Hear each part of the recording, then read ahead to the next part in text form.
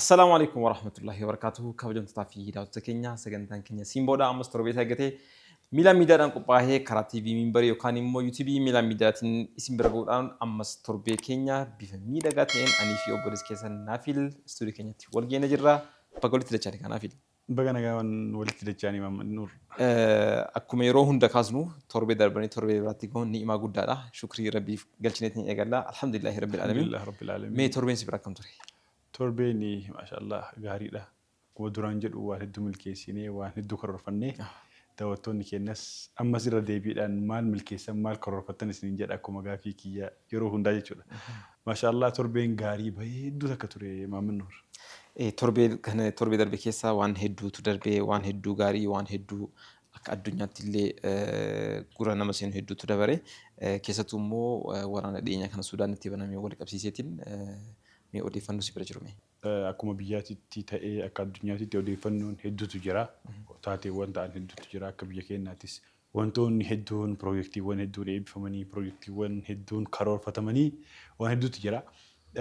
Sanirra dabarree ammoo Suudaan akkuma ati naa kaaftee Maamad Nuur biyyi ollaa keenyaa Suudaanii yeroo ammaa kana waraana hamaa keessatti argamti biyya Musliimaa Suudaan.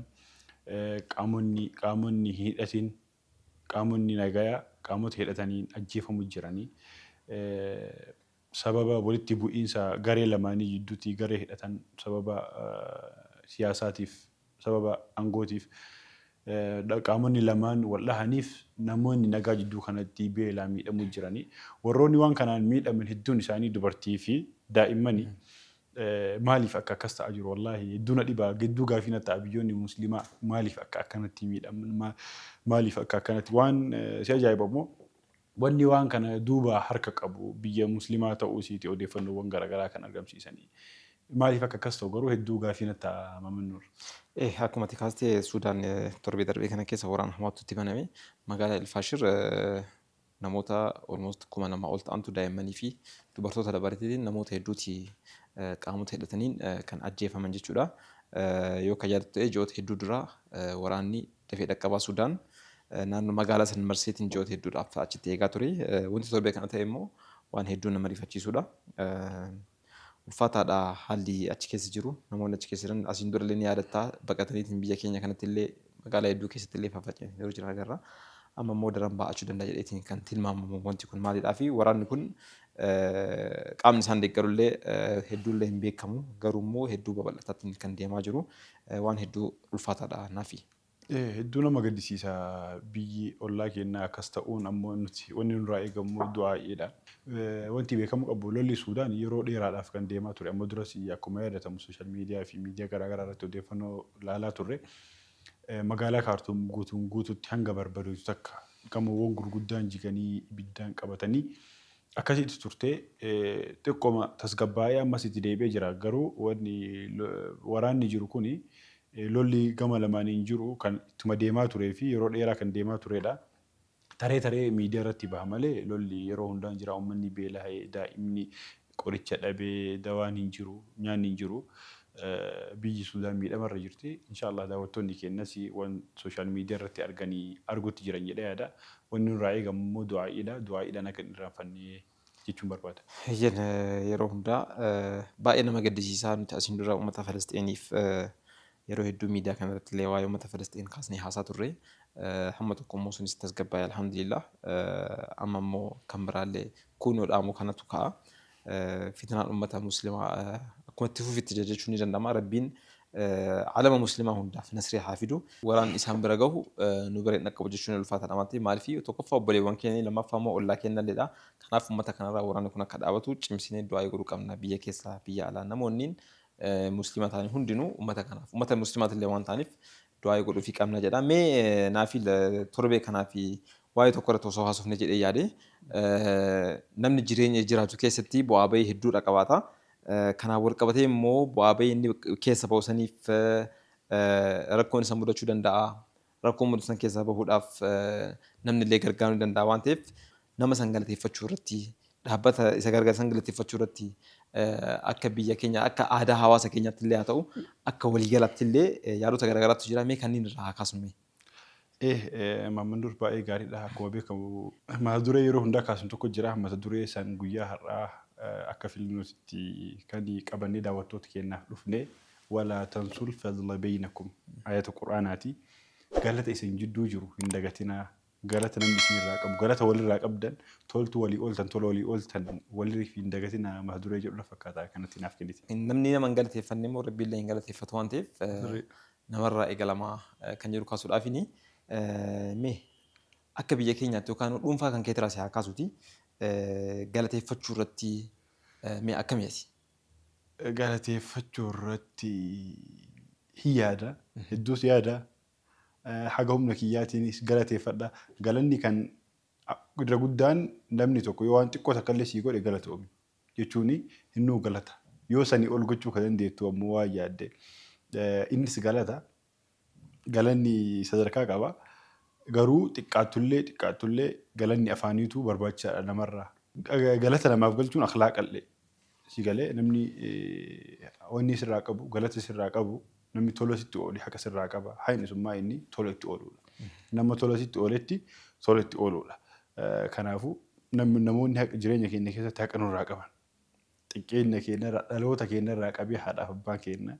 Yeroo mana barumsaa seenne barsiisonni keenya yeroo guddanne barsiisonni keenya kan nu barsiisaniif akaadaamiillee nu barsiisan hundi isaaniitu haqa nurraa qaban jireenya keenya guutuu keessatti nama kanneen hundaamuu galata galchuun dirqama keenya. Qabxii bareedaa kan kaaste namni jiruuf jireenya isaa guyyaa guyyaadhaa keessatti namaa wal argaa oola. Qaamota garaagaraatiin wal argaa oola. Namni inni wal arguun sun hundinuu nama isa fayyaduu danda'udha. Fakkeenyaaf ati taaksii qabattee iddoo tokko deemtu si fayyadanii kaaffee tokko sintiitiin maakiyaatoo hojjettee gaafa dhugdu si fayyadanii wayitiin achi keessa keessummeessitu ni jira. Jaljalarraa kaaseetiin waardiyyaa mana sanirraa kaaseetiin hanga dhumaatti namni si keessummeessu ni jira. Namni hundinuu galata haqa qaban sirra. Galata haqa qaban kanaafuu haa xinnaatu haa guddatu nama waasitti wali tokko galatoomi jechuun aadaa keenya ta'uu qaba. Kanaaf namni tokko haa xiqqaatu haa guddatu waan tokko yoo si taasise dhiisii waan guddaa guyyaa tokko qofa olgeettee nama tokkoon sakandii tokko qofa olgeettee wanta inni sii godhe sana irratti galatoomi jechuun aadaa keenya ta'uu qaba. Faallaa saniitiin immoo atiin nama tokko yoo waa miite soorii yookaan immoo dhiifama yeroo san jechuudha gaafachuu qabda. Kan ammoo aadaa yoo goote maalidhaa? Atiin hariiroon ati hawaasa keessatti namoota waliin qabdu hedduu baay'ee miidhagaa taatiin kan deemu jechuudha. Nama kanarratti walitti gufattee jiraatte yookaan immoo sitti gufatee jiraate dhiifama jettee bira tarsa dhumate. Galee nama sun zannii sitti badee si biraa deemurra ilaalcha taane si qabaatee si biraa deemurra qabdee dhiifama gaafattee dhumateera. Galatoomillee jettee ni jechuudha. Magaalaa kana keessatti yeroo deddeemtu dhiifama godhaa deemuun waan hedduu murteessaadha. Dirqamaayyuu dhiifama godhaa deemuun. Keessattuu immoo konkolaataa fa'aan deemaa yeroo jiraattu waliin buutaa warroota konkolaachistoota kanneen wajjin waliin buutaa. Garuu immoo sanirratti fedhiin kan kee dhiifama sana darbeetiin gara waan biraatti yookaan si oofu ta'e booddeen isaa gaariin ta'u.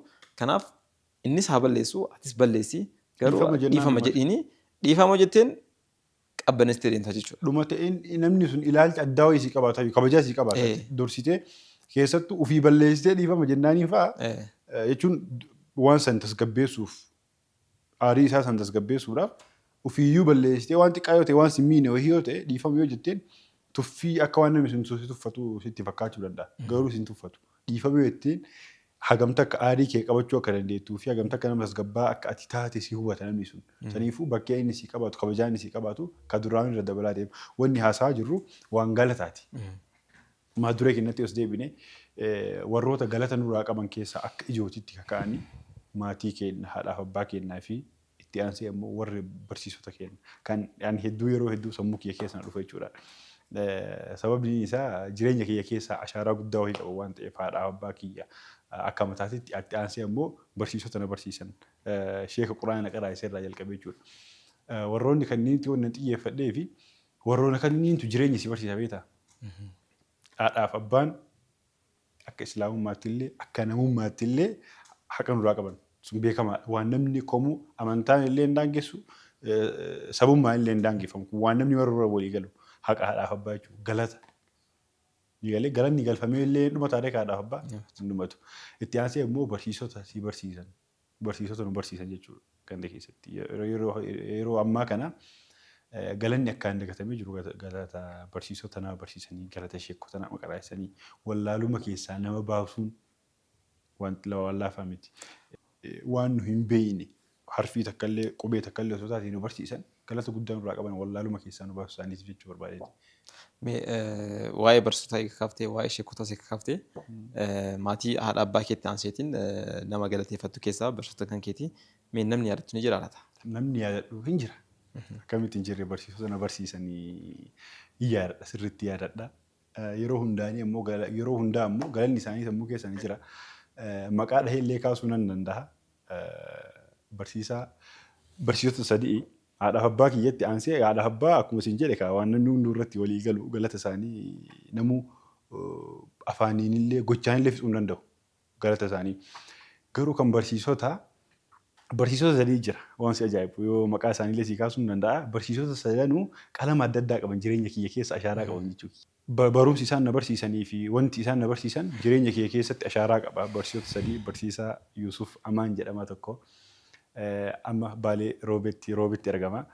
Tokko immoo barsiisaa Samiir jedhama. Tokko immoo abbaa barumsaa amantii baradhee barsiisaa Abduu yookaan immoo Abdul Baasiit Muhammad jedhama. Jarri kunneen sadan nama ani hedduu galateeffachuu barbaaduu fi nama jireenya kiyya keessatti ashaaraa jireenya kiyya keessatti hedduu narraa qaban waan si ajaa'ibu. Sadan isaanii irraayyuu waan adda addaa fudhadhe. Sadan isaaniitu waan adda addaa irraa fudhadhe jireenya kiyya keessa. Barumsa akaadaamii barumsa kutaa keessa na barsiisan qofa osoo hin ta'in jireenya na barsiisan jechuun yeroo kaan gorsaan yeroo kaan lolaan barsiisaan kun kasitti dhiyaatee si waliin yeroo hundaa ta'utu jira. Barsiisaan kun kan yeroo hundaa si lolu jira akka abbaatitti. Barsiisaan kun kasi gorsu jira.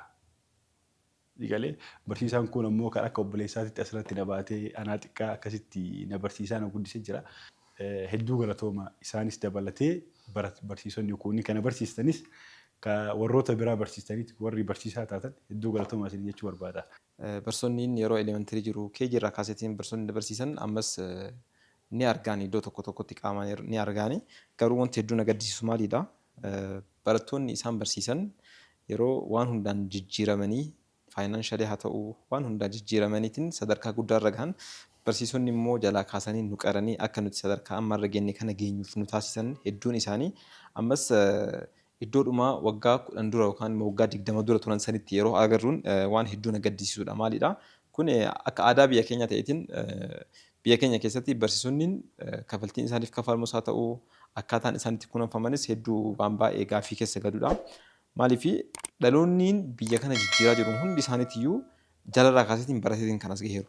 Mee hundi isaaniitiyyuu namoonni jijjiirama irra gahan namoonni milkoofneera jedhanii yaadan gad deebi'aniitiin barsiisota isaan barsiisan daayireektaroota mana barumsaa even namootuma yeroo ijoollummaa isaanii isaan adabaallee guddisan osoo duubatti deebi'anii ilaalanii irra hedduun isaanii sadarkaa waggaa 20 achi dura turan irratti kan argamanii faayinaanshaaliis haa ta'u barsiisonni kunniin abbootii kenna maatiin kenna isaan amaneetiin itti nu kennee nuti isaan biratti baranneetiin sadarkaa amma jiru kanarratti argamne kanaafuu isaan kunnis galata galfamuufii qaba.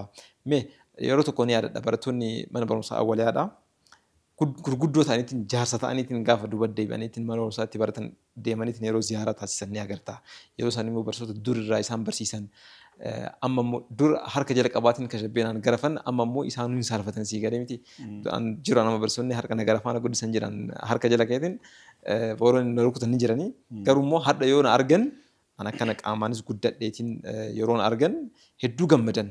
Maaliif isaan keessa darbeetiin as gaheera waan ta'eef garuu immoo nuti jara kana yeroo hedduu ignoor gooneetiin yeroo dabarudha kan argamu. Atleast nagaha keenya salaam aleikum iyyuu yeroo jennuun hin mul'atu iyyuu. Kanaaf barsiisonni keenya hedduu galata qabani.